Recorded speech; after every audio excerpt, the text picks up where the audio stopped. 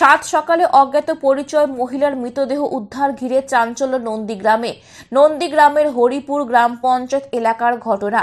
স্থানীয় সূত্রে জানা গিয়েছে, আজ সকালে একটি জলাশয়ে মহিলার মৃতদেহ পড়ে থাকতে দেখেন এলাকার লোকজন। মৃতদেহ দেখতে পেয়ে নন্দীগ্রাম থানায় খবর দেয় স্থানীয় বাসিন্দারা। নন্দীগ্রাম থানা পুলিশ গিয়ে মৃতদেহ উদ্ধার করে এবং ময়নাতদন্তের জন্য নিয়ে আসে। তবে কোথা থেকে এবং কিভাবে এলো এই মহিলার দেহ তদন্ত করছে নন্দীগ্রাম থানা পুলিশ। ঘটনা বলতে আমাদের যে ফিশারি এখানে রেলবাঁধের পাশে, এই ফিশারি তো 2 বছর বন্ধ হয়ে পড়ে আছে। এই প্রদীপ মাতৃবাবুর বাড়ি ফিশারি। তো আজ সকালে আমাদের ওখানে একজন মহিলা গরু বাঁধতে গিয়েছিল, কাল বিকেলেও গরু বাঁধতে গিয়েছিল, ওইখানে গরু বাঁধে ওরা। তারপরে সকালে যখন গরু বাঁধতে গিয়ে দেখে যে এরকম নিচের দিকে মাথা হয়ে একটা মহিলা পড়ে আছে, জলের মধ্যেই মাথাটা আছে। তারপরে ও ছুটে এসে সবাইকে জানাজানি করে, তো আমাদের ফোন করতে আমি গিয়ে প্রথম দেখলাম খুঁজে পাইনি। ফিশারি তো অনেক বড় ট্যাঙ্কি সব। তারপরে দেখি না একটা কনের দিকে গিয়ে দেখি না এরকম সোয়েটার ফোয়েটার পরা আছে, শাড়িও আছে, তো মাথাটা নিচের আমরা দেখতে পাইনি। তারপরে আমরা থানায় ফোন করলাম, নিলাম থানায়। তো ওরা 10-15 মিনিট পর, আধা ঘন্টা পরে এলো। এসে তারপরে আবার ওরা থানায় ফোন করলো, ওদের যে তোমার ডুম ফোম আছে, ওরা এসে তারপরে দেখলো যে না, গলা ফলা কাটা আছে, গলায় 2টো গামছা জড়ানো আছে এইভাবে অন্য।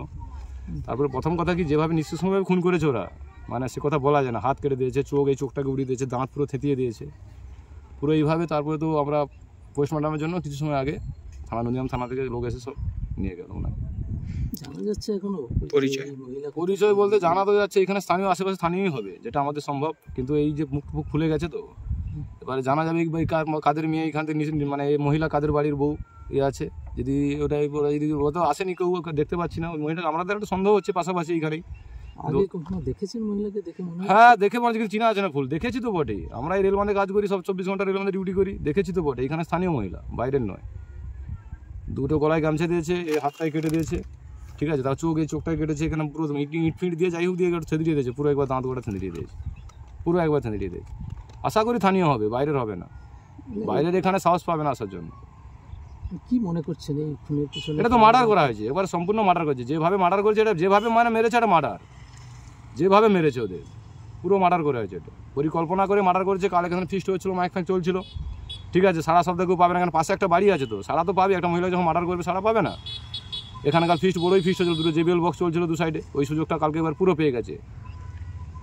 কোনো পারিবারিক বা হ্যাঁ, পারিবারিক রাজনীতি না, এটা পারিবারিক, কোনো রাজনীতি নয়। কোনো রাজনীতি বলে আমি মানতে চাইছি না। আমাদের হরিপুরে কোনো রাজনীতি নেই, আর রাজনীতি থাকবেও না। রাজনীতি নয়, এটা পারিবারিক গণ্ডগোল, এটা পারিবারিক, কোনো রাজনীতি নয়। আমি 100 মানে রাজনীতি নয় এটা। আপনারাও কি মনে করতে পারছেন না এটা কাদের বাড়ির বউ? বা মনে করতে পারছি, এখন পুলিশ বাবু ওরা তার করবে। পুলিশকে আমরা সব কিছু বলেছি, ওদের সব কিছু ওরাই তার আসুক, ওরা তদন্ত করুক কার বাড়ির বউ। আমাদের এখানে আমি তো রাইট বলতে পারবো না, আমারও পিছনে ভয় আছে, প্রত্যেকের পিছনে। দেখুন, মানুষ আমার জাহান নেই, এখন যা দিনকাল চলছে, যে যা জাহান নেই সে যা চলছে। তো আমারও তো ফাঁকায় বাস করতে হয়, মেয়ে ফেয়ে নিয়ে। আমার তো 3টে মেয়ে। এই জন্য আমরা কিন্তু পুলিশকে বলেছি আমরা, ওরাই তার করবে। এবার কী করবে না করবে ওরাই খোঁজ করবে। আপনার নাম? আমার নাম দীপক মাইতি। সবাই দীপক। বাড়ি আমার এই হরিপুর, শাহপুর রেলগেটের পাশে।